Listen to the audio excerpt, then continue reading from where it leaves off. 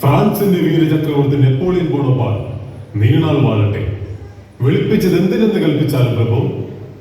മഹത്തായ വിജയങ്ങൾ നേടിയ നെപ്പോളിയനെ വീഴ്ത്താൻ കരുക്കൾ നീക്കുന്ന കൈകൾ പുറത്തു നിന്നും അതോ അകത്തു നിന്നും നമ്മുടെ രാജ്യത്തിന് ഭീഷണിയായി നിൽക്കുന്നത് എന്തെന്ന് നമ്മെ അറിയിച്ചാലും. കൽപ്പന പോലെ മഹാരാജൻ.